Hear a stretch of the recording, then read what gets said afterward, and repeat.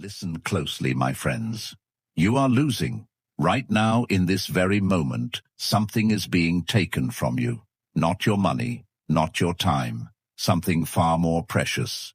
Your mind is being stolen, piece by piece. And the terrifying truth is, you handed it over willingly. You woke up this morning with the same potential as Marcus Aurelius, the same 24 hours, the same capacity for iron discipline. And yet, before the sun had fully risen, your attention was already fractured, pulled in 17 directions by noise that means nothing and people who matter even less. This is not a motivational video. This is an intervention. Because the ancient Stoics, men who ruled empires, survived exile, and faced death without flinching, they left behind a precise, ruthless, battle-tested system for protecting the most powerful force a human being possesses. Not wealth, not status, not strength. Focus, the controlled, deliberate, unbreakable direction of the mind toward what truly matters. And almost nobody is using it. Epictetus was born a slave. Beaten, owned. His leg was broken by his master, and he sat there, calm, still, sovereign, and said, "You can break the bone, but you will never break what is mine." That thing he was protecting, his attention, his inner citadel, his focus. If a man in chains could guard his mind so completely that no master could touch it, what is your excuse? What chaos are you surrendering to that a slave refused to yield to? In the next hour, I'm going to give you 10 Stoic habits. Not theories, not inspirational poster quotes. Real, hard, ancient practices that will shatter your distraction and rebuild your concentration into something almost frightening. Something that makes people around you uneasy, because focused people always make the unfocused uncomfortable. Stay with me. Every single habit matters. Miss one and you miss the architecture. Watch this complete, because by the end, your mind will never approach focus the same way again. But before we begin, if you are the kind of person who is serious about rebuilding yourself from the inside out, subscribe right now. This channel exists for people who refuse to be ordinary. And what you are about to learn is not taught anywhere else. Subscribe, and let us begin. Habit 1. The Morning Command.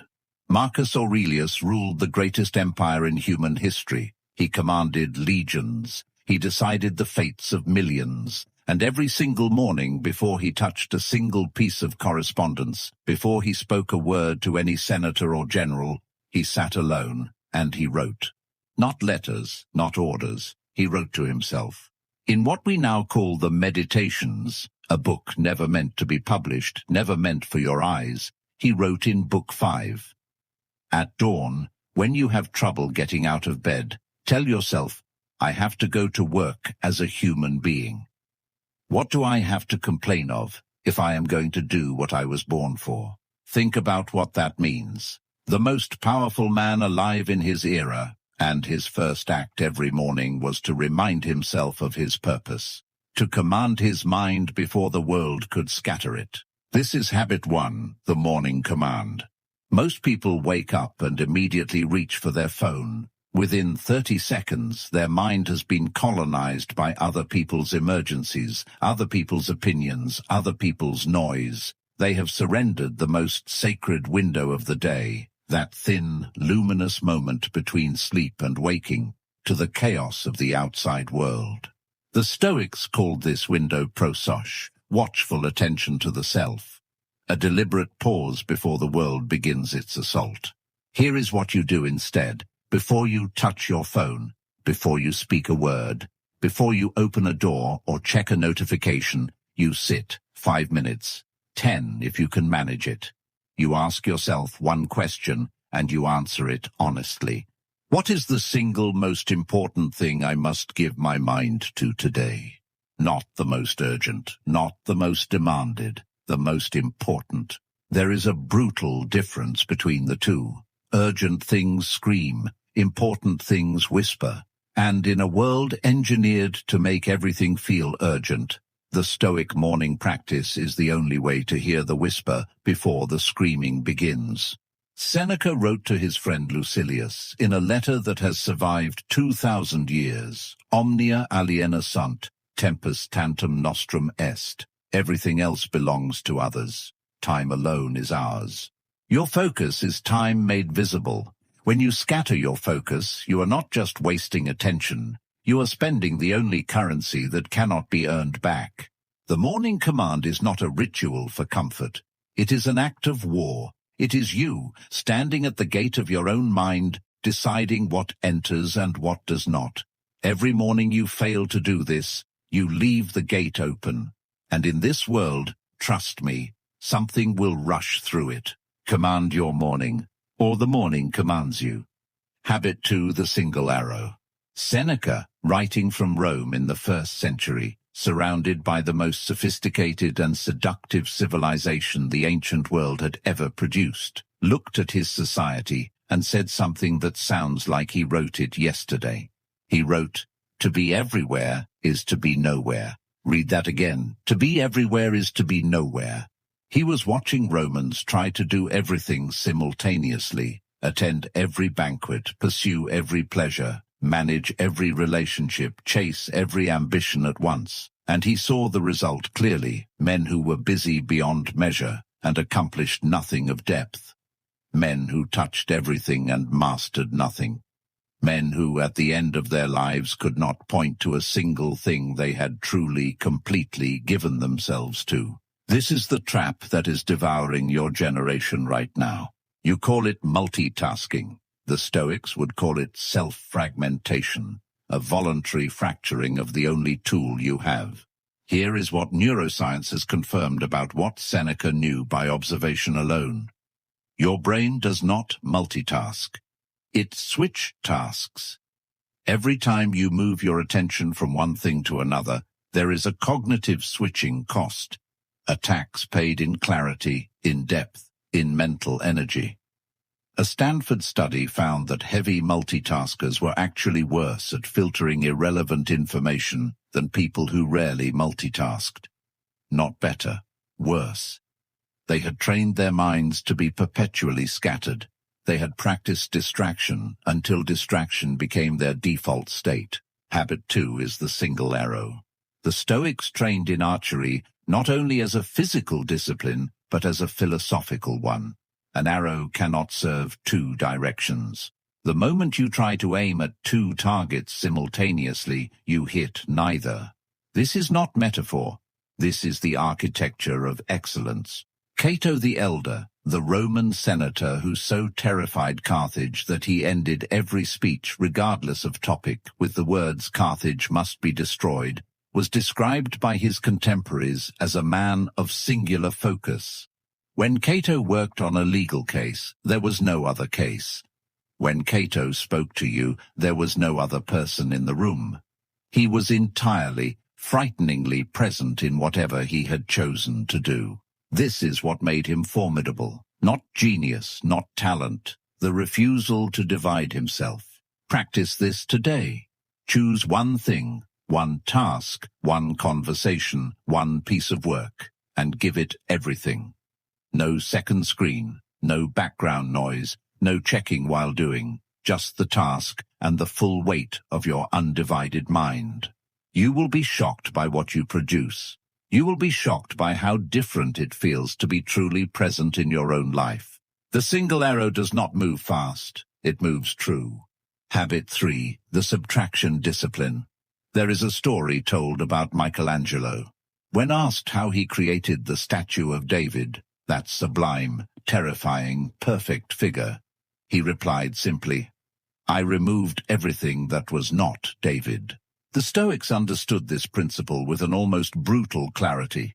Marcus Aurelius wrote in his Meditations, "If you seek tranquility, do less. Or more accurately, do what is essential," which brings a double satisfaction. To do less, better. Do less, better. 3 words that could transform your life if you allowed them to. But most people cannot allow them, because subtraction is frightening. Addition feels like progress. subtraction feels like loss. And so people keep adding. More apps, more commitments, more relationships, more content, more noise, until their life is so full of the unimportant that there is no room left for anything that matters. Habit 3 is the subtraction discipline.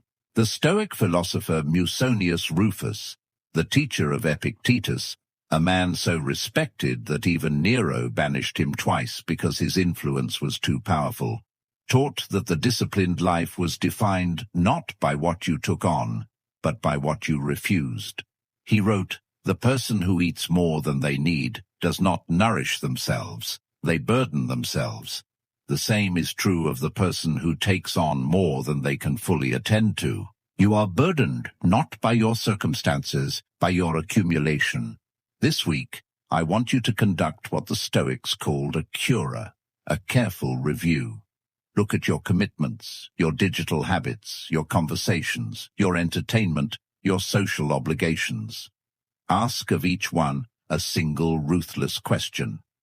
Does this serve the person I am trying to become? Not does this make me comfortable? Not does this make me liked? Does this serve the person I am trying to become? If the answer is no, cut it. Not slowly, not politely, cut it. Every time you remove something that was diluting your focus, the remaining things become sharper. Your energy does not spread thinner, it concentrates. And concentrated energy, like concentrated light, can burn through almost anything. David was always inside the marble. Marcus Aurelius knew that the life you want is already inside you, buried under everything you have not yet had the courage to remove, subtract, and watch what emerges. Habit 4, the fortress hour. In 177 AD, Marcus Aurelius was fighting a war on two fronts, the Marcomannic Wars in the north, and a plague that was killing 5,000 Romans a day. He was simultaneously emperor, general, judge, and philosopher. The administrative demands on him were beyond anything most people in history have ever faced. And somehow, he produced the Meditations. 12 books of the most precise, honest, psychologically sophisticated thinking in the ancient world, written not in a quiet library, but in a military tent at the edge of the known world, surrounded by death. How? Because he protected time for deep thought the way he protected supply lines, not when convenient, not when everything else was done. He protected it first, because he understood that without the clarity deep thinking produced, everything else would fail. Habit 4 is the fortress hour. The Latin term for this in Stoic practice was otium, not idleness, but deliberate, protected, undistracted time given to the work that matters most. Seneca wrote extensively about this. He warned that the man who has no time set aside for himself, genuinely set aside, defended, inaccessible, that man belongs entirely to others. He wrote, "Recede into ips, withdraw into yourself as much as you can. This is not introversion, this is strategy. Every day you must have at least 1 hour, ideally the same hour every day, where you are completely unavailable. Phone off, door closed, or location removed from the world. No emails, no messages, no interruptions. Just you and the work that demands your deepest attention." This feels impossible to most people, and that feeling of impossibility is precisely the evidence that you need it. Because what you are really saying when you say you cannot find one undisturbed hour is, "I have given every hour of my existence to everyone and everything except what I care about most." The fortress hour is not selfish. It is the condition under which everything valuable gets created. The greatest writing, the deepest thinking, the most important decisions, these do not emerge from the fractured, constantly interrupted mind. They emerge from the mind that has been given room to breathe, to go deep, to encounter itself. Build your fortress, defend it, and enter it every single day. Habit 5. The obstacle as whetstone. Most people lose their focus when things go wrong, when the project breaks, when the relationship fractures, when the body fails, or the plan collapses. The moment reality stops cooperating, the mind scatters, chasing anxiety, replaying failure, spiraling into what-ifs. The Stoics saw this pattern clearly, and they developed a practice so counterintuitive, so alien to modern thinking, that most people cannot fully believe it even when they understand it. They trained themselves to use obstruction as fuel. Marcus Aurelius wrote what has become perhaps the most quoted Stoic line in modern philosophy: "The impediment to action advances action. What stands in the way becomes the way." But most people quote this line and misunderstand it. They think it means stay positive. It does not mean stay positive. It means something far more practical and far more demanding. It means the harder the thing in front of you, the more fiercely you must direct your attention toward it, not away from it, toward it. Habit 5 is the obstacle as whetstone.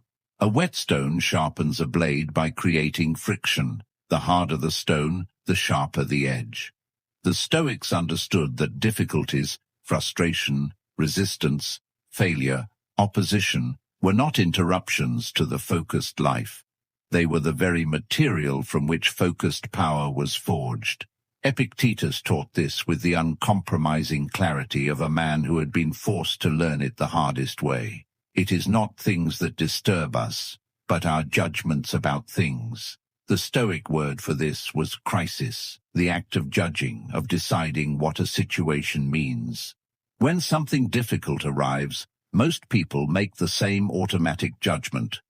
This is a problem that prevents me from focusing. The Stoic retrains that judgment into something else entirely. This is a problem that requires me to focus.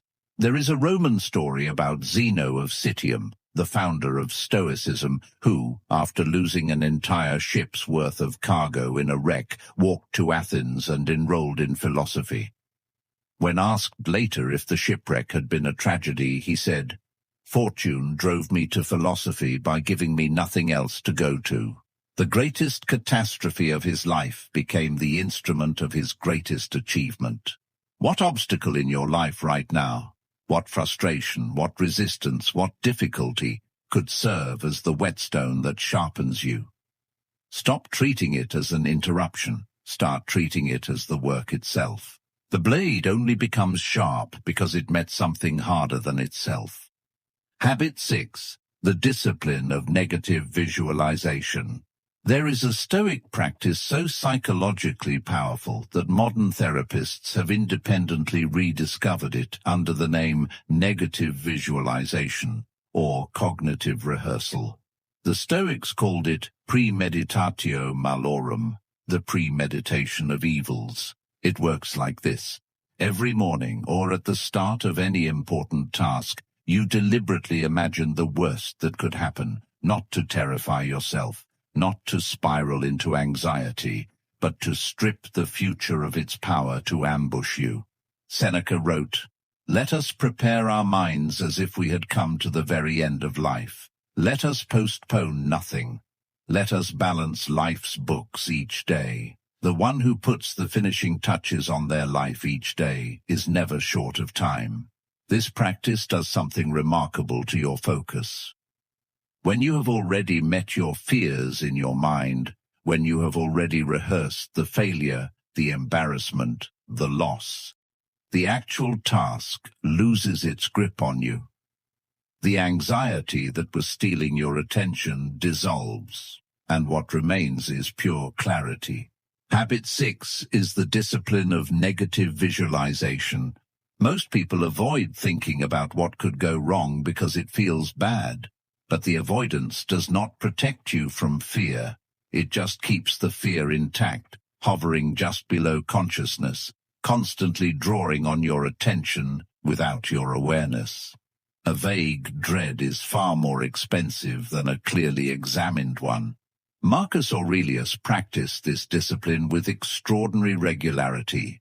Throughout the Meditations, he returns again and again to the theme of mortality, not morbidly, but functionally. He reminded himself that the empire could fall, that the people he loved would die, that he himself would die, not to despair, but to concentrate.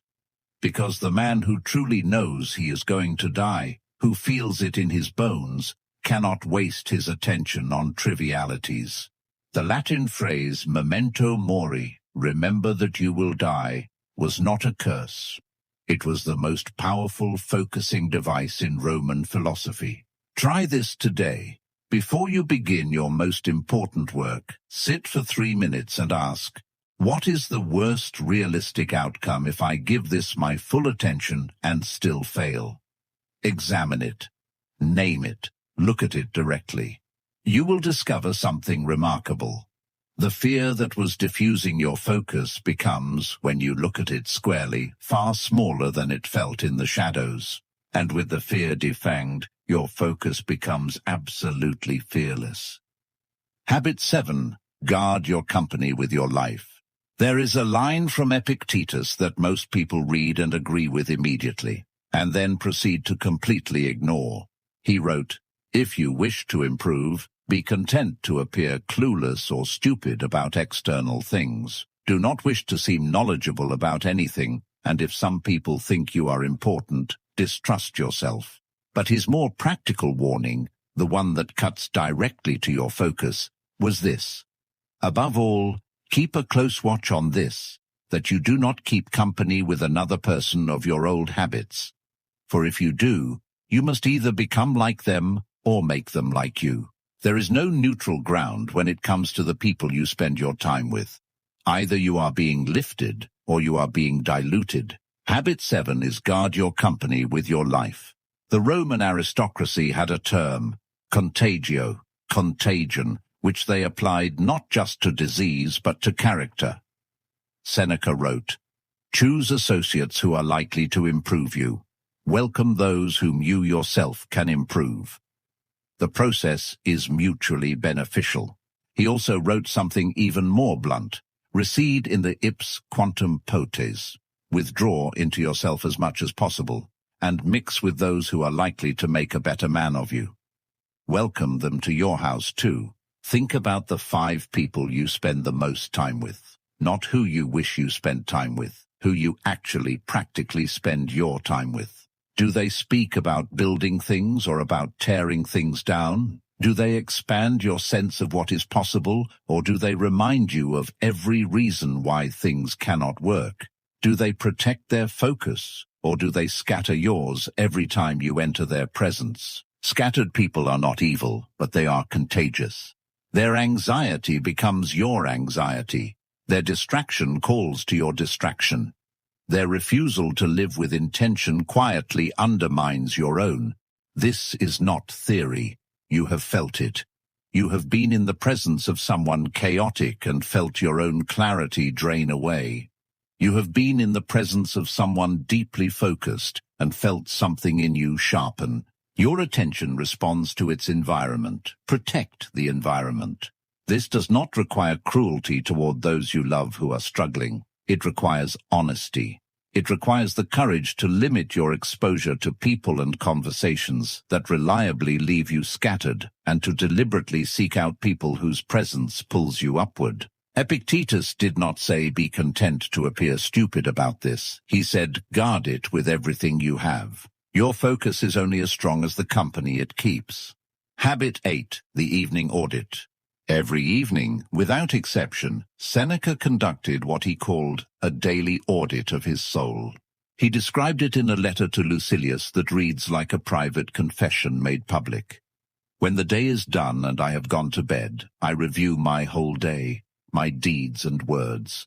I hide nothing from myself. I pass nothing by." Then he lists 3 questions he asks himself every night. Did I do anything wrong today? Did I waste any time today? What did I learn today that made me better than I was yesterday? This is not journaling as a self-help exercise. This is ruthless self-examination in the tradition of the Roman courts, where Seneca had spent his career, applied to the most important case he would ever argue, his own life. Habit 8 is the evening audit. Most people end their days the way they began them, unconsciously. They collapse into bed having been swept through 16 hours by whatever happened to demand their attention, with no review of how their focus was spent and no preparation for how it will be spent tomorrow. And then they wonder why nothing changes. The evening audit breaks this cycle. It inserts consciousness between today and tomorrow. It forces you to account for your attention the way a serious investor accounts for their capital. Ask yourself tonight, and every night, 3 questions. Where did my focus go today? Not where was I supposed to give it? Where did it actually go? Was it where I chose to direct it, or did the day simply carry it wherever the current was strongest? Where did I allow my attention to be stolen? Was it the phone? A conversation that should have been shorter, an anxiety I fed instead of examined? Name the thief precisely. And finally, what single change in tomorrow's behavior would return the most focus to the most important work? Just one, not a list of resolutions, one surgical change. Marcus Aurelius ends many entries in the Meditations with a tone of profound impatience, with himself, with his failures, with the gap between who he was and who he knew he could be. This is not self-flagellation. It is the productive dissatisfaction of a man who refused to let himself become comfortable with anything less than his full capability. The evening audit is the instrument of that productive dissatisfaction. It keeps the gap visible, and visible gaps get closed. 30 days of honest auditing will show you more about the true patterns of your focus than any productivity system ever devised. Habit 9. The body as instrument, not enemy. There is a moment in the Meditations where Marcus Aurelius, writing after a day of administrative and military demands, addresses himself with a sharpness that still cuts across 20 centuries. He writes, "Treat the body rigorously so that it may not be disobedient to the mind, not indulgently, not extravagantly, rigorously, because the emperor understood something that our culture, obsessed simultaneously with physical aesthetics and physical neglect, refuses to sit with. The body is not separate from your ability to think. It is the instrument through which thought happens. A degraded instrument produces degraded music. Habit 9 is treating the body as instrument, not enemy. The Stoics were not ascetics in the manner of some Greek philosophical schools. They did not advocate for the punishment of the body or the glorification of physical suffering. Their position was more precise and more demanding. The body must be fit to serve the mind's purpose, not more, not less, fit to serve. Seneca wrote, "I do not exercise my body for its own sake. I exercise it so that it does not become a burden to my thinking." What does this mean practically? It means that the fatigue you are fighting every afternoon, that fog, that inability to hold a thought, is not a motivational problem. It is a physical one. It is the result of insufficient sleep, of food chosen for comfort rather than clarity, of a body that has been sitting still for so long it has begun to rebel. The prefrontal cortex, the part of your brain responsible for concentration, decision-making, and impulse control, is profoundly affected by sleep deprivation, poor nutrition, and physical inactivity. This is not metaphor. When you fail to sleep, your prefrontal cortex literally operates with reduced blood flow. Your ability to concentrate is chemically compromised before the day has even begun.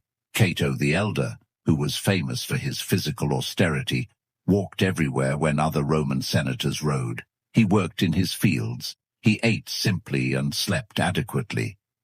Not because he enjoyed suffering, but because he understood that a body maintained at peak function gave him something no amount of wealth could buy, a mind that worked. Here is the minimum the Stoic framework demands: sleep 7 to 8 hours. Move your body every day, even walking, even briefly. Eat to sharpen, not to numb. These are not lifestyle recommendations. They are the maintenance requirements of the instrument through which all your focus flows. You cannot build a cathedral with a broken hammer. Take care of the hammer. Habit 10. Live as though the moment is all you have, because it is. In the fifth book of the Meditations, Marcus Aurelius writes something so stark, so direct, so utterly stripped of sentiment that most readers pass over it without fully letting it land. He writes, "You could leave life right now. Let that determine what you do and say and think. You could leave life right now. Not someday, not in the distant future when your health declines or your age catches you. Right now. This afternoon, this hour." The Stoics were not being morbid, they were being precise, and the precision of that statement, when you genuinely allow it to settle into your body, does something to your relationship with distraction that no productivity hack, no time management system, no motivational speech can replicate. It makes triviality visible. When you carry the genuine awareness that this moment is finite and unrepeatable, not as an abstract philosophical position, but as a living, breathing reality, the notification on your phone loses its urgency. The argument that was consuming your attention becomes obviously unworthy. The procrastination, the distraction, the endless deferral of the things that matter most, all of it suddenly looks like what it is, the squandering of an irreplaceable inheritance. Habit 10 is this. Live as though the moment is all you have, because it is. Seneca wrote to Lucilius in perhaps the most urgent letter in the entire collection, Ita fac, mi Lucili, vindica te tibi. Do this, my Lucilius. Claim yourself for yourself. Claim yourself for yourself. Not for your employer. Not for your social media audience. Not for the expectations of people who do not share your goals and will not share your regrets. For yourself. Now. Today. This is not selfish. It is the prerequisite for everything else. The person who has not claimed their own attention cannot give anything real to anyone. The person whose mind belongs to everyone except themselves produces nothing of depth, loves with nothing of fullness, lives with nothing of meaning. The Stoics understood that time is the only resource that cannot be stored, cannot be earned back, and cannot be borrowed. Every other loss in life can be recovered from. Lost money can be made again. Lost relationships can sometimes be rebuilt. Lost health can often be restored. Lost time is gone with a finality that nothing else in human experience matches. Marcus Aurelius, writing in what he knew were likely the final years of his life, returned again and again to the same theme. Not with despair, but with the clean, demanding urgency of a man who has decided not to waste what remains. He writes, "Confine yourself to the present. Not the past you cannot change, not the future you cannot control. The present, the only place where focus lives, the only moment where your attention can actually do anything." This is the 10th habit, and it is the one that makes all the others possible, because without this, without the genuine gut-level understanding that you are not owed another minute, the other 9 habits become intellectual exercises, interesting ideas, things you will probably start doing next Monday. With it, they become urgent. They become non-negotiable. They become what you do today because today is quite possibly all there is. Confine yourself to the present, and in that confinement, you become free. 10 habits. 10 ancient disciplines, refined across centuries by men who faced exile, slavery, war, plague, and death, and who built through all of it minds of extraordinary clarity and power. The morning command, the single arrow, the subtraction discipline, the fortress hour, the obstacle as whetstone, negative visualization, guard your company, the evening audit, the body as instrument, and living as though this moment is all you have. None of these are easy. All of them are possible, and any one of them, practiced consistently, will begin to change the texture of your mind. But the Stoics did not practice one habit. They built a way of being, a complete architecture of attention that made excellence not an occasional achievement, but the natural condition of their daily existence. That architecture is available to you. It has been available for 2,000 years. The only thing standing between you and it is the willingness to begin, today, not tomorrow, and to defend your beginning against every force in a world that profits from your distraction. Epictetus said, "First say to yourself what you would be, then do what you have to do. Say it now. I will be the person who protects their focus with the same ferocity with which warriors once protected Rome. I will claim my attention for myself. I will begin today." And if this video struck something real in you, something you recognized, then subscribe. Share it with someone who needs to hear it. Leave a comment below with the one habit you're going to start immediately.